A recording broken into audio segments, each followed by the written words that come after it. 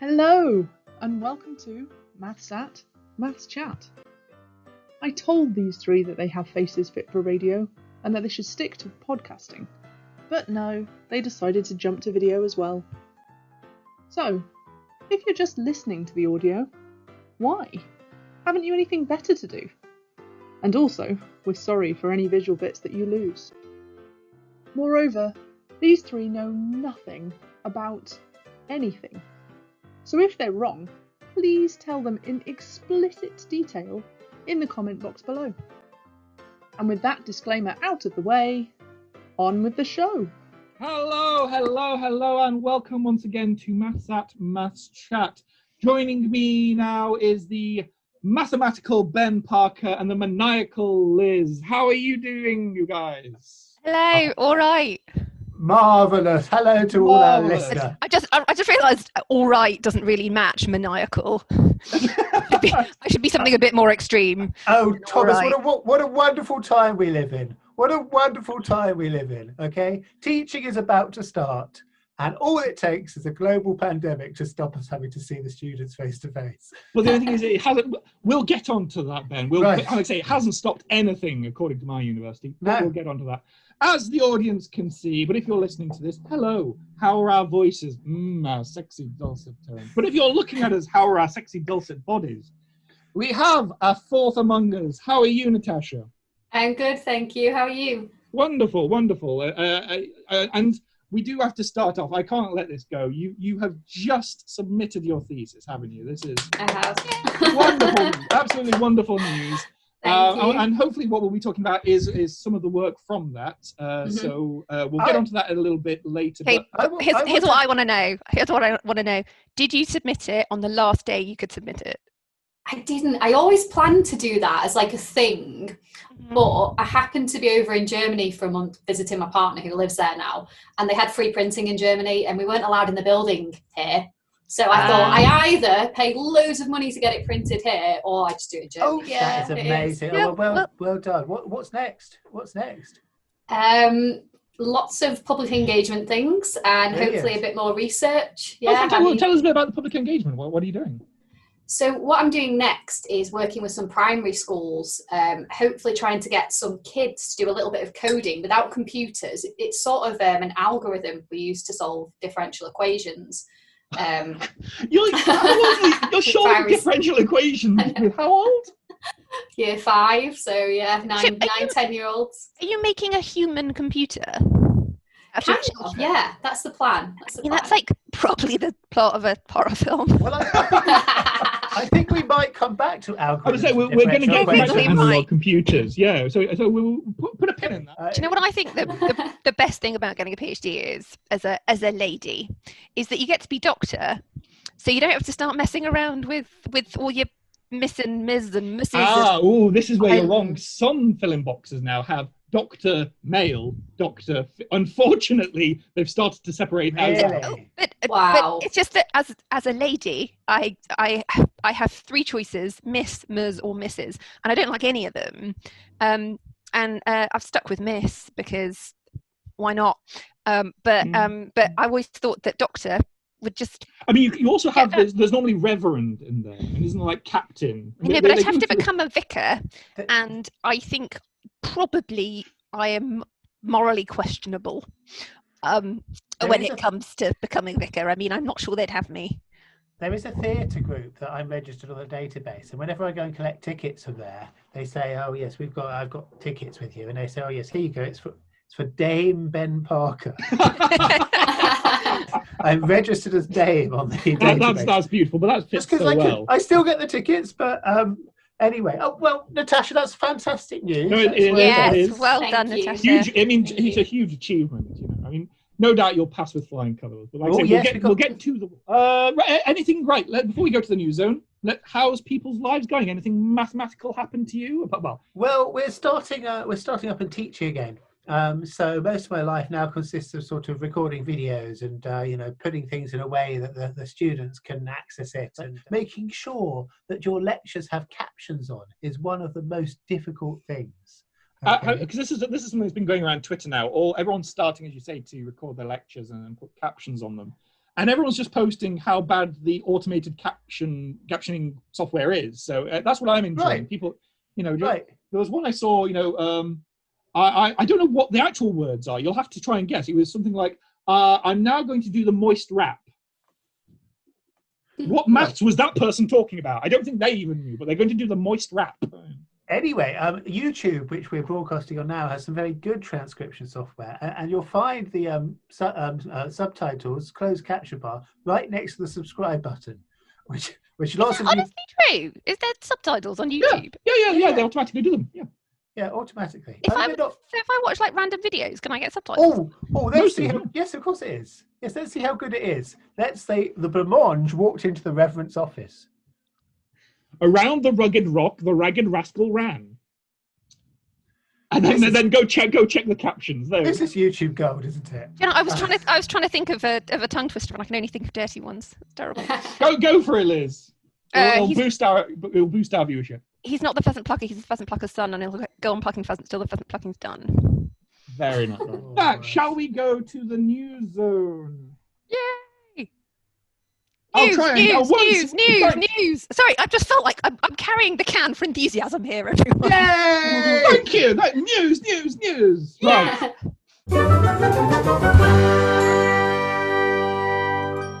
So this week, we are very excited to have Natasha here to tell us about some work she's been doing. But before we do, should we just all say tits a few times? Yes, I have no. Should we just get it out of the way? Because I just think I'll start. Tits. Tits. Sorry. Tits. Alan Turing tits. Alan Turing tits. I just thought. I think let's just park it. It's the right thing to do. When I do a talk in front of mathematicians, I just like the faces in the audience. It's terrible on Zoom because you can't see everyone's faces, but normally it's just like cracking up across the room. Whereas you do it to ecologists, and ecologists are just like stony faced. I mean, they've got to be doing it. They've got to be doing it on purpose because all birds have rude names. Like there's the tit, there's the cock wobbler, boobies. There's the cockchafer, There's boobies. They know what they're doing. There's the shag. There's a shag. My friend did research on shag. I mean, they're all up to it. They know what they're doing. Anyway, so yeah, we're very excited, and I took a little bit of a read about your research, but I think maybe the best thing is just to let you tell us what it's about, because it sounds phenomenally complicated to arrange. I mean, even the maths I'm sure was very exciting, but even it sounds like you had people running around the countryside. Oh yeah. The field ecologists are brilliant. So the birds are really small, so we can't fit any trackers on them, like GPS trackers and things. So the field biologists just run around after them with binoculars, sort of trying to not let them get away. They're brilliant. So do you want to give us do you want to give us a little summary of what your thesis was about? So we've got Voyager's Wolf Project. Oh yeah, this is wolves. This isn't the birds, but it kind of helps because it moves. So what we often see in animals, like these packs of wolves, is they move around like this. Wolves are territorial. They have aggressive fights, and they're highly coloured, apparently. They're highly coloured, yeah. Dragging around these colours. And you end up with this pattern that kind of looks like this. So each of these colours represents a different wolf or a group of wolves? A different group of wolves. I've chosen wolves because they go around in groups, and the birds that I look at fly around in flocks. So similar, they're groups. But it's how many are we talking to? I don't know if you know about the wolves, but in yours, how many are we talking to a flock here? About 10 to 20. Okay. So hang on, a flock of wolves has 10 to 20. 10 to 20. There are 10 to 20 tits in a wolf pack. Yeah. Okay. Yeah, that'll do. Yeah. So is there ever any mixing between groups of wolves, or is it like us on sort of lockdown? We only sort of come out of our houses to breed and barbecue? I have no idea for wolves, but I'd expect probably not much, actually. Right. I don't know. With the birds, you get very little. This is part of Sheffield. It's called the Riverland Valley, just on the edge of the Peak District. So this is our sort of study site. And the reason why I got involved in this PhD and stuff was because we collected some data by these field ecologists wandering around and following the birds. And what they kind of noticed is that the flocks of birds are living separately, a bit like the packs of wolves, like this. And you start to see these kind of patterns, but they're overlapping a bit too. So the ecologists... It's very clear though, isn't it, that they're separate? Yeah. So they And, already had this data. This wasn't sort of generated by you. They had this data. What can you do with it? This particular set they already had. They had a few years. They've been studying these birds for 20 years in Sheffield. Oh, blimey. So we know loads about them. So this was kind of eluding the ecologists, which is when mathematicians got involved, and my supervisor, Jonathan Potts, decided he wanted someone to work on this and found me. And so, we wondered what's going on here. And he found me sitting in a corner. Yeah. So we thought, what's going on? Because they've never been seen to be having fights in the past 20 years of being observed. There's nothing going on with the food. There's not there's not only a small amount of food, so only one flock can survive. So we had to have a look at different kind of mechanisms mathematically and try and think about what's going on. And what we found is that they're remembering where they've kind of seen or maybe heard other flocks in the past, and they're avoiding those places. So what we did with the maths is we modelled their memory of maybe hearing another flock or seeing another flock. So it's not aggression at all. It's really just not wanting to get into the other's way. It's you're over there. Okay, I won't. And is that for sort of breeding, food, that they just sort of, you have your breeding area and food area and I'll have mine? Yeah, well, what we think, we found it's dependent on how related two flocks are as well. So if they've got parents and brothers and sisters and things, and when they go into the breeding season, these birds are really cool. They help each other out at nests. So they get 75% of the nests get predated by, jays and magpies and things. Okay. And once that happens a couple of times, they start helping out other nests. So they help out their relatives. So we think it's some sort of way of keeping relationships tight, staying within these flocks. Yeah, we've got loads of hypotheses such as that. Magpies really are bastards, aren't they? They really are. Well, I don't know. It's not a black and white situation. Brilliant. Don't laugh at him. It only encourages him. Okay. So what do each of these crosses represent? Because it looks like a very bad game of spot the ball. I mean, I guess in this case, spot the tip. But what is it? Is each of these like a time point, or is each of these what is it? So each of these is an observation. They were taken over several months actually, but sometimes you got a few in a day. So the wonderful ecologists would hear a flock. They recognise the song. They go and find them. They look at these tiny little rings on their legs, and they can identify which bird it is. They know which flock fantastic. it is. So hang on. Brilliant. This is not automated data. This is a bunch of people like Bill Oddie going out and noting down where these birds are. Yeah. That is incredible dedication. Were they volunteers? Were they? This data here was taken by Claire Napper, who's an old PhD student, not in maths and ecology. So this was her data.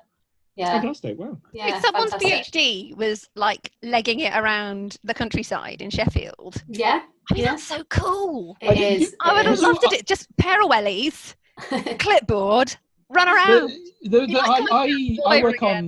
I work on the ecology of bats, and so we have collaborators who go out looking for bats.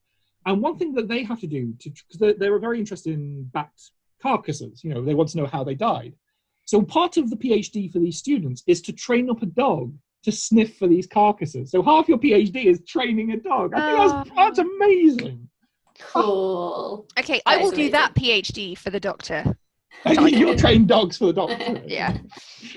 Cool. Right. So that's your data set. I mean, that's a lovely data set to have. That's the problem. Yeah. We tried lots of different ways of writing biology into maths, basically, and sort of saying, okay, what's working here? And we found out that they have this avoidance thing in their memory that's dependent on not only how related the flocks are, but also how the size of the flocks as well. And if we sort of just fit that to the data with mathematical equations, we get this, which it's a bit like what we saw with the wolves. So these are kind of... So those contours are sort of what separate them out, is that? The contours, it's a bit like if you have the contours on a geographical map and you've got the highest part of the mountain. These are like showing us the highest part of probability. It's like saying the highest likelihood of finding this purple flock is at the top of the mountain. Yeah. And then at the bottom of the mountain, it's less likely to find this purple flock, etc. But that doesn't really look like what we're seeing on the data set. So let me throw my credentials out there and wave my tips around for a while. Is this work based on the Mark Lewis's algorithms? It is. Right. Yeah, to explain that for the rest of the group, Mark Lewis is a mathematician from Alberta, Canada, huge name in the field of maths ecology, and he worked a lot on wolves. So he's done some incredible work on exactly this. How do wolves sense, where they are, who they are, how they're going to move around, and how do they stop overlapping their territories. Absolutely beautiful work. And what's really nice about this is that his work is that there was a certain pack of wolves that got destroyed. A flock of wolves, Tom. It's a flock of wolves. A flock of wolves flew away. So they all flew away. And then they predicted how the other wolves would spread in, and then they compared it with data. Absolutely beautiful. So as you said, but it doesn't work for the tits, though. That's interesting. But yeah, well, it does. It's just okay. We also do it as sort of another part to the equation, where if you look at this data set, you can see all these locations are inside that woodland. If you can tell that's woodland. It isn't just that that's where the data was collected, it's that that's where the birds are going. So if we sort of put another mechanism in mathematically saying that they prefer the woodland, and we actually figured out through testing mechanisms that they prefer the centre part. And anyway, fitting that, we get something like this, which is our models. And what we call these is home ranges. It's a bit like a territory, but for animals aren't territorial. What's the upshot of your research? Does it help with kind of conservation, or is it just an interesting thing, or what's the kind of is there an outcome or a consequence? Yeah, so the work first of all finds out behaviours that we couldn't find out just from observing the birds or just from looking at the data. If we had tags on the birds, we could look at how much their two flocks were interacting over time, and we could, look at all the data on the computer. But because we aren't able to do that, and we don't have endless field assistants able to watch each flock 24 hours a day. Okay, but to be clear, I'm up for it. Great. I will let my co-supervisor know. I've got friends in Sheffield. Honestly, I've got my wellies. I'm ready. Anyway, sorry. Brilliant. I will tell him. I feel that the quality of data may drop off if you're all drunk, wandering around. It's not a jolly, Liz. This is serious. Okay. Sorry, Tom. I've forgotten what the question was. But yeah. Right. So conservation and stuff. It kind of saves the ecologist time. Like, for example, what we found here was that the best model was the birds prefer the centre of woodland, which the ecologists couldn't tell from just observing them. But now they can focus their field work more in the centre, at least at the beginning of the season, and it'll help them collect data better. So that's really the best use we have here. But hopefully it gives us... I started off with the wolves, which was territorial animals, and we've known for years how to model those territories using maps. But this is the first time anyone's done it without territorial animals. So now we've kind of given a way for lots of ecologists to maybe model animals that aren't territorial. There's also the idea of development. So if I wanted to build a road through the middle of Sheffield here, you could then simulate what, because that would be taking away some of the forest. You would remove that from your equation, and you'd be able to say, how that would affect these flocks. Because I assume that if the flock gets too small, it gets disbanded, and you want to protect these birds. So it has quite a large implication for development. It's kind of amazing that actually you can find, I guess it's sort of obvious, but that you can find something out using your maths that you can't observe. It's kind of astonishing that you can kind of find a truth through maths that you can't through just wandering through a wood. We're about 60 episodes in, people watching and listening at home, and I think we've just got through that maths is good to Liz. Well done, everybody. Well done. Well done. But this is why Natasha's paid the big bucks. This is why we've got her in. She's clear as a bell. This is the thing. She's working with children. That's why it's working on Liz, I think. Right. Yeah, you found my level. Yeah, but Liz totally said what I'm just trying to have a career in is showing exactly why maths is useful, because we can't do this from observing the birds. But of course, there's so many other applications that Thomas will know loads more about. But also these things don't exist. You're saying, this is the truth. Birds don't exist. No, birds. Well, maybe they don't, but I mean, these probability distributions here are just that. They're not real. On this though, can I tell you my favourite conspiracy theory of the moment? Right. We're all in lockdown because Yeah. birds don't exist, and the government need to go and change the batteries in them all. Nice. That currently is my favourite conspiracy theory of the moment. Carry on. Sorry.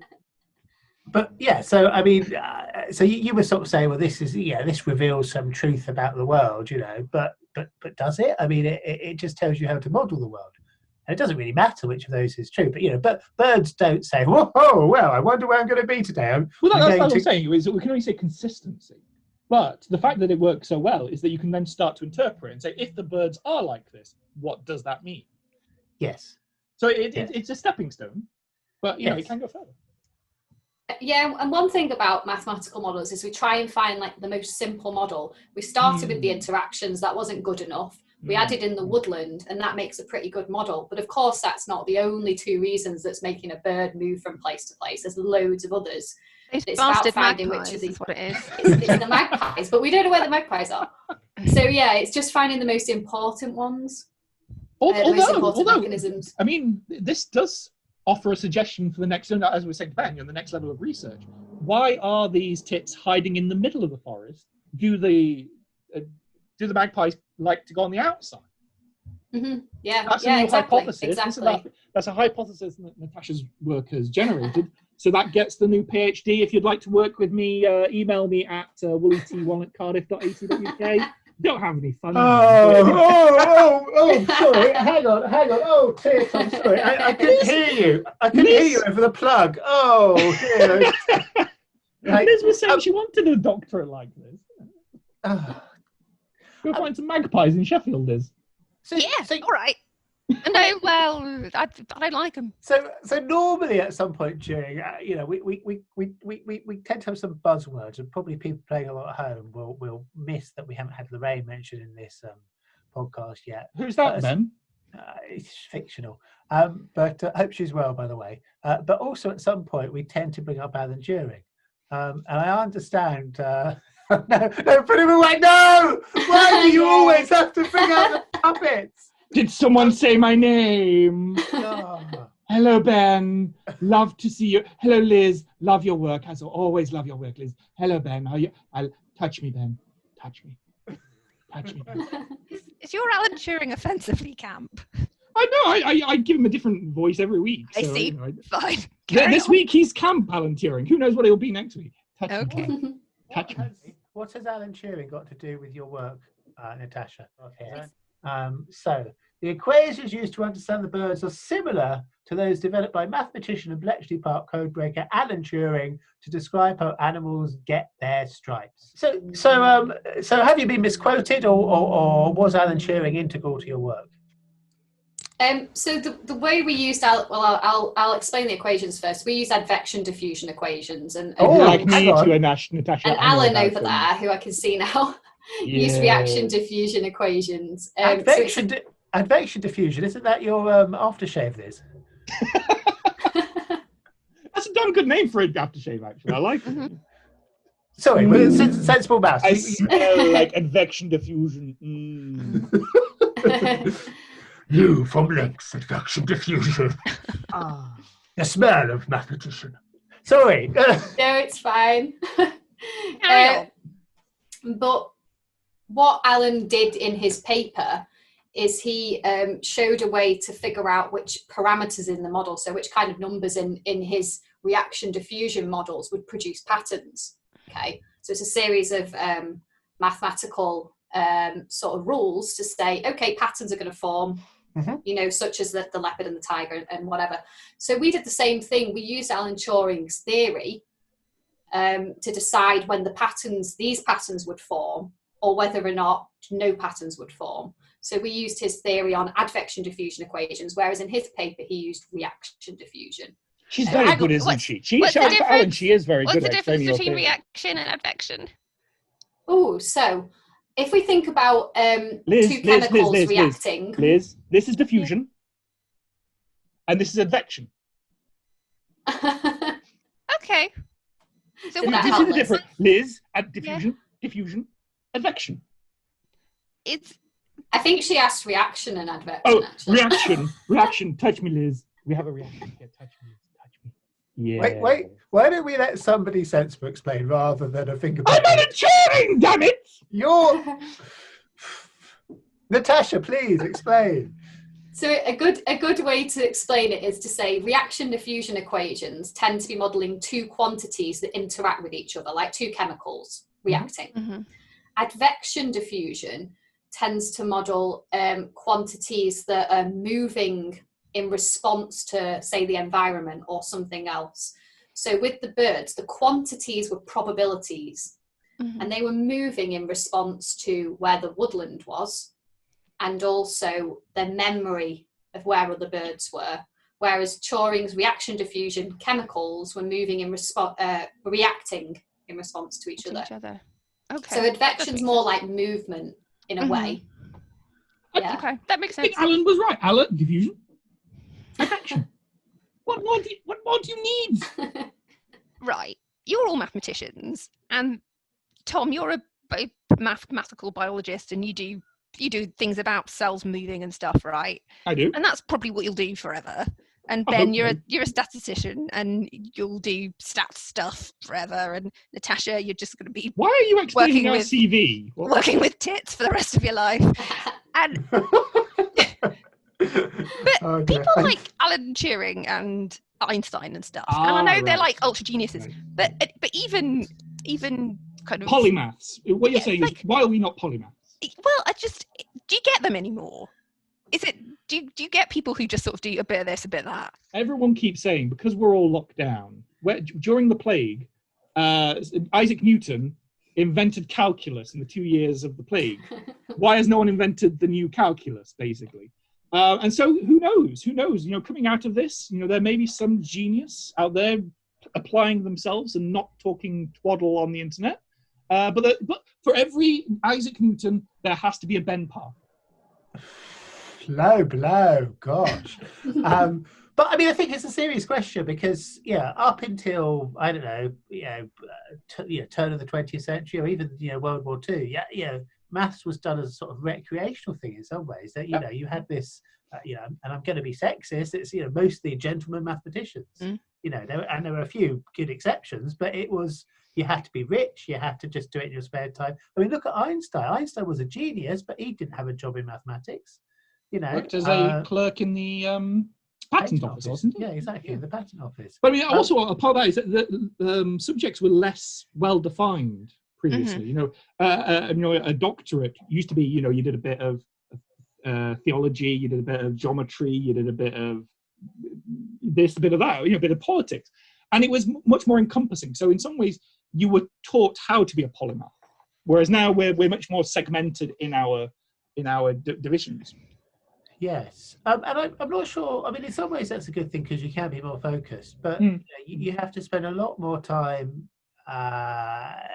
just being an expert on your particular subject, which is kind of why I like doing things like this because I can sort of see similarities in Natasha's work to some of the things that we do in statistics, we do in modelling, and you can borrow ideas, mathematical techniques from that and put them elsewhere. And that's where you normally get the big steps forward when someone comes from a different field and say, I've seen that before. Have you ever thought about using my technique over here that we use all the time? And you go, no. And then you get a whole new subfield being created. It's actually really quite beautiful when these things happen. Although what normally happens is then that area gets saturated as everyone jumps on it and get funding. And so there's no room for you and bitter. But I mean, this is exactly the thing that Natasha seems to have done, and I know it's sort of you've used something which already existed, really. Differential equations are not new, and Turing's work is not new to model something entirely new. Yeah. And that's a really really good thing to do. I mean, I often say to my anyone who works with me, starts working with me, is that mathematical biologists don't necessarily tend to do the cutting edge of mathematics. Biologists don't need the cutting edge of mathematics. Usually they just need a mathematician to know their work really well. They need to know their ins and outs of a PDE, a partial differential equation. So they can make the partial differential equation as easy as possible, which comes back to what Natasha said earlier, is that it's easy to make complex things complex. Being able to explain the motion of these birds through how they remember, how they work with trees and the underlying forest. That's really, as you were saying, Liz, to take that bird, that complex biological bird, and to boil it down to just a handful of rules, it's quite impressive. Yeah, I just think there's so much that mathematicians can do. Like even at the University of Sheffield, you know, I've met people in different departments and you start to realise where the similarities are. But these people perhaps haven't done a maths degree. And you know, they're doing maths, which is amazing. And I just think that we just need, mathematicians should be more available for these interdisciplinary projects and things. I fully agree with that. I mean, we do have a bit of a stereotype of being quite insular and working on our own little ideas and things. But we have so many techniques and ideas that we could be using to help everyone.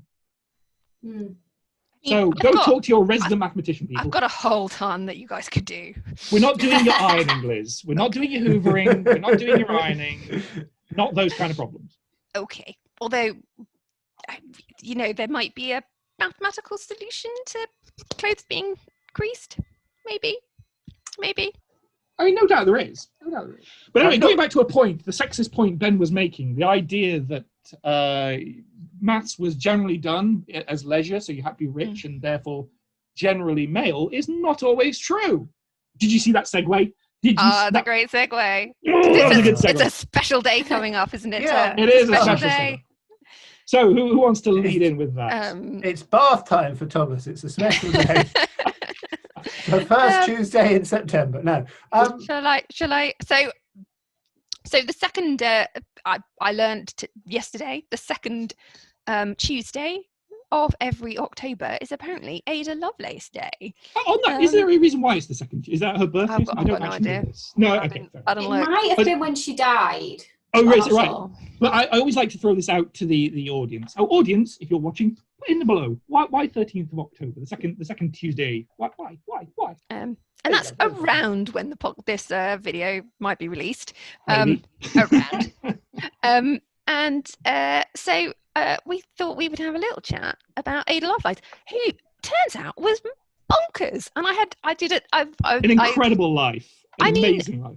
I think I did know that her dad was Lord Byron, but I had definitely forgotten it. And I read that today and I was like, no way!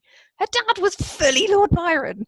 Yeah, I know. Well, that's why she became a mathematician. One of the things I love about her is she was sort of pushed into the sciences by her mother because she didn't want her ending up like this layabout poet to her father. I just think it's amazing. So I should say I have a book that we were given when my daughter was born. I think it's a kind of range called like Little People, Big Ideas or something. Okay, yeah. And it's a book about Ada Lovelace. And so I had this kind of small amount of information from this children's book where it starts, Ada's mother liked maths and her father liked poetry.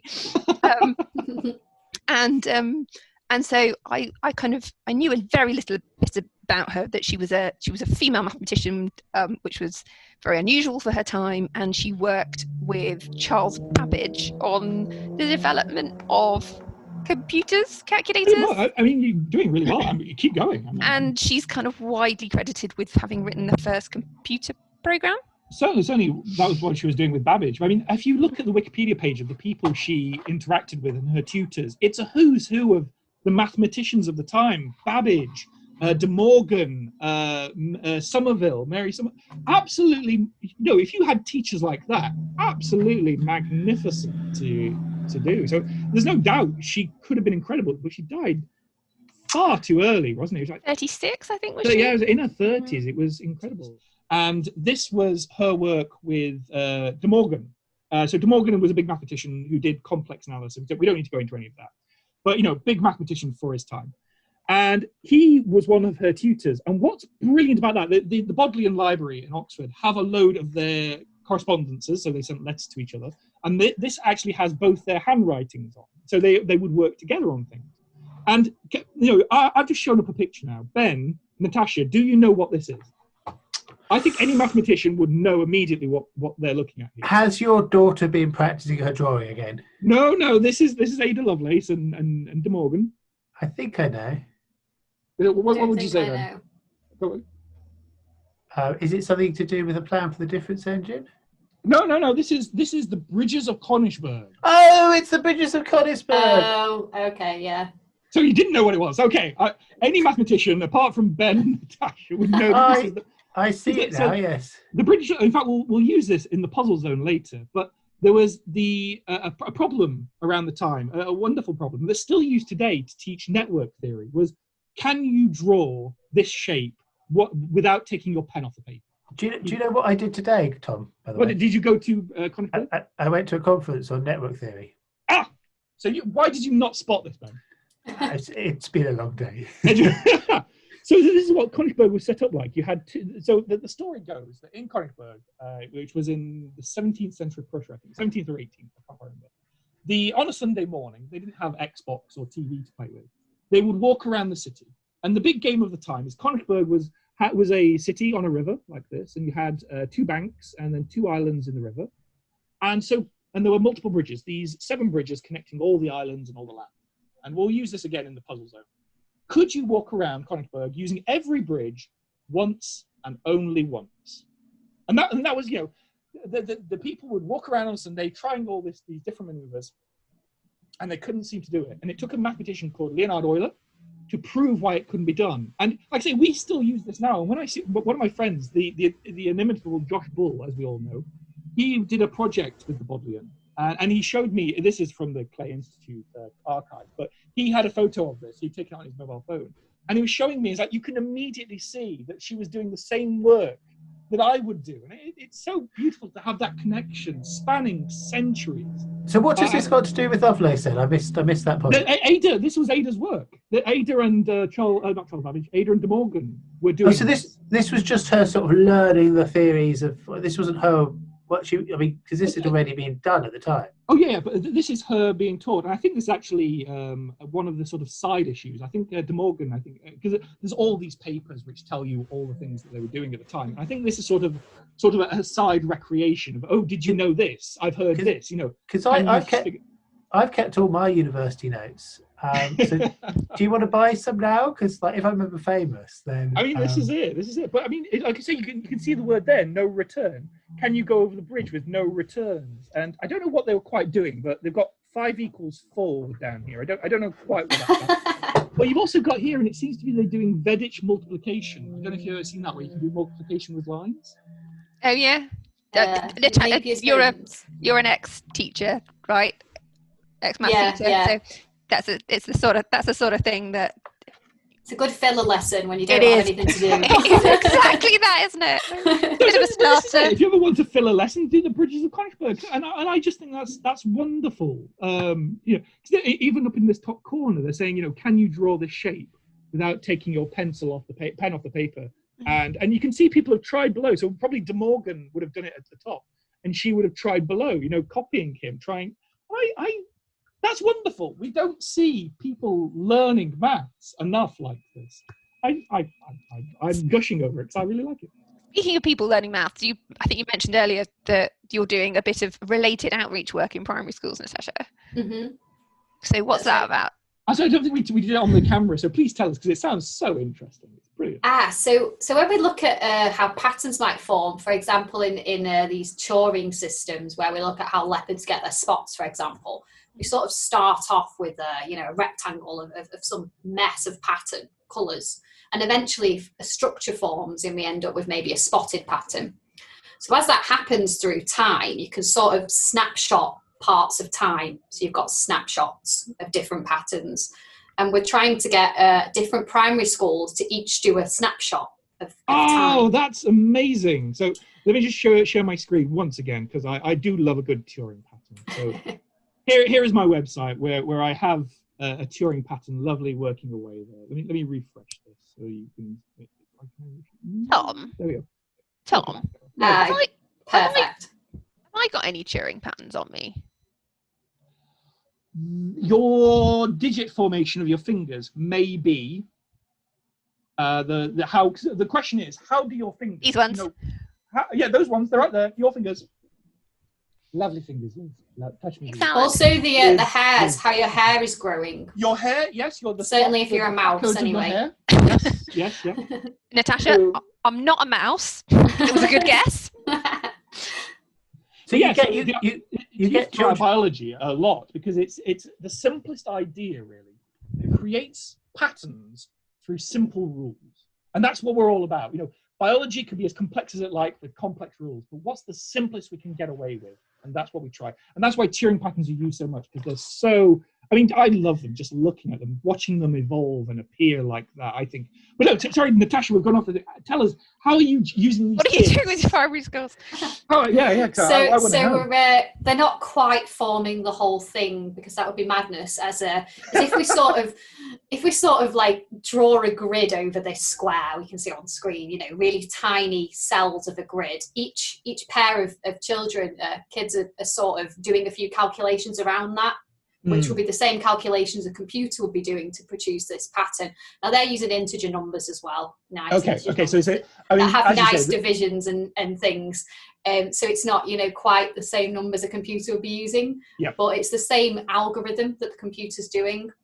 So once I get it, once you get all the children's computations, you should be able to slot them together and form sort of a discretized version of what we're seeing here. Yeah, they won't do quite enough to actually create this, but we'll fill in the gaps. So I'll fill in the gaps. Lovely. They'll do a little bit. And what we have this idea of the two chemicals being fire and water. Oh, very nice. Which you may have heard that kind of idea before, and so that they're thinking about fire and water, and fire creates burnt patches. Yep. And maybe one of these colours we can see on screen, maybe the red part, is what the fire's created. And they follow these ideas. So perhaps they might have an idea of what's going on, perhaps they won't. But so this is getting children used to the idea of an algorithm, essentially. You're like giving them a process to follow, and saying that with very simple rules you can get very complex patterns. Yeah, we hope so. And that so I'm being really. We've talked about algorithms before on this podcast, and me saying, so tell me what an algorithm is. Probably concerning Tom and Ben a bit, but so an algorithm, we're just talking about a thing where you put something in, there's some maths in it, and then something pops out the other end. Right? Well, that's more like a black box model. When we say algorithm, what we mean is a recipe. Huh. It's as simple as the idea of a recipe. You put your number in, every time something happens, and you get your result out. Oh, that's the difference engine. And to sort of relate it back to Ada Lovelace. Lovely segue, Ben. Lovely. Oh gosh, did you see how smooth that was? If you hadn't pointed that out. To relate it back to Ada Lovelace, if she's claimed to be the world's first computer programmer, and Babbage was designing this thing called the difference engine, which I think was never built in his lifetime. It was never built. What I love about this story is that he got some money together to build the difference engine 1, but then he couldn't be bothered. So he built an even bigger, he sketched out the plans for an even bigger one and said, I need even more money. And he got it and just didn't bother. What a madman. He's a brilliant.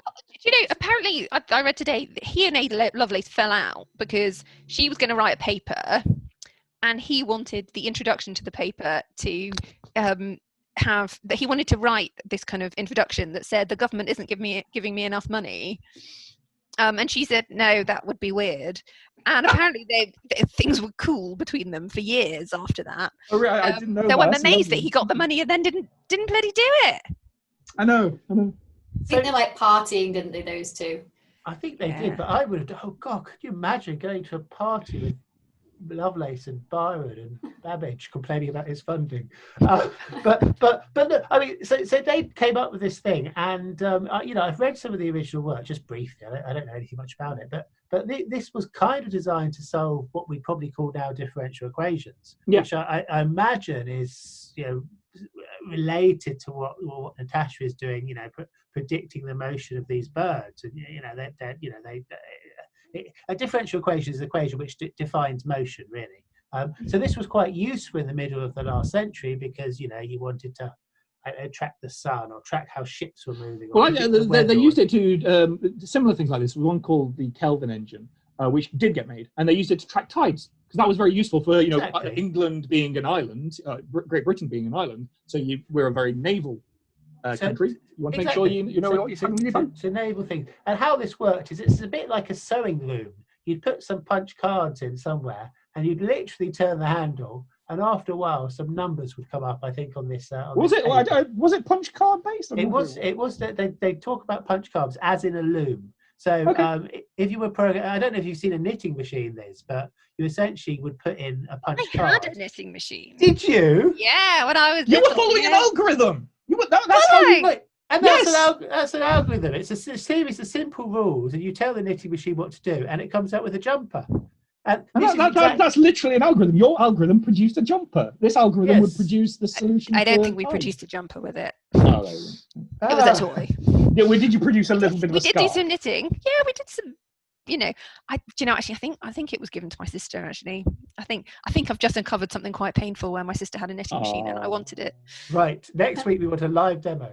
But yeah, it's the same thing. So you'd punch your card in. Instead of getting a knitting pattern, you'd have a sort of equation or an algorithm which tells you what to do at each time step. And every time you turn the handle, another calculation would be done, and you'd eventually get some numbers out which tells you how high the tide was, or where the tits were, or whatever it happened to be. Absolutely. So an algorithm is just a series of sequence that will happen again and again and again and again and again and again and again and again and again. And again. And again. And again. And I don't know whether I dare ask this because we've been going for a long time, but how does that make computers work? Well, same idea. It's the same idea. Just with that one, it used ball bearings and cogs and levers. And next time we record, I will use my Turing tumble because it's a beautiful analog computer. But it's doing the exact same thing. Here we use electricity to make a bit. Something will change and it will click on, and that becomes a 1. The next one clicks on and that becomes a 2. And then that one clicks off and that becomes 3. So that it's just a mechanical version of what we're doing electronically. But I'll be using kids. And you'll be using. And I still love this idea because my Turing tumble uses marbles to switch these things. So I just imagine you go dropping kids and bop. Anyway. I'm still not convinced that you're not a kind of mad, evil scientist, Natasha. I've not done the project yet, so, No, when will your project be done? When should we look out for this? Well, we're aligning it with the Bank of England releasing their £50 note with Turing on. It has on Turing! We're talking them into being involved at the moment, where we haven't really had a big okay yet, but good. I mean, this will support that. Tell them that you're on a maths and they'll. Yeah, I will. I'll send it to them. And I don't know when that'll be. With everything that's going on with the economy. Sure. Yeah, the good news is the £50 note will be worth about £200 by the time that goes out. So. With that, shall we go to the puzzle zone? Let's get puzzle zone. The puzzle zone. My puzzle was, and don't say a word, Ben, because on the first morning, a monk gets up and walks at 9 a.m. He goes at 9 a.m., walks to the top of the mountain to see the sunset, beautiful sunset, and stays at the top of the mountain. The next morning, 9 a.m. What day is it? Shut up. Sees the sunrise, and at 9 a.m., beautiful sunrise, beautiful sunset. At 9 a.m., the monk walks back down the mountain, same path, to their home. Can we guarantee, is there a point in that route that the monk on the first day would reach at the same time as the monk on the second day? Liz, did you have any thoughts? No. Natasha, I've just thrown this out. Every week. Well, let's do some thinking. Right, let's do some thinking. Well, then Natasha's like a proper mathematician, so she probably no. But so he goes up on the first day. So he must cross himself, right? Why? This is it. Why? Why must? They can take a different path, or is it the same path? It's the same path. But he's faster on the way down. Faster on the way down because he's coming down. No, actually, he wouldn't necessarily cross himself because. But he does. Oh no, he would because he starts at the same point each day. So he starts at the top of the mountain on the second day, bottom of the mountain on the first day. Thank you, Ben, for this. This is lovely. Oh no, I'm really confused. So, but at the same time, but we're effectively talking about the same day because we're talking about whether he would cross himself. Well, that's exactly the right thinking. I didn't think about this, but you carry on with this. This is it. This is beautiful. So at 9 a.m. on both days, he is on the mountain.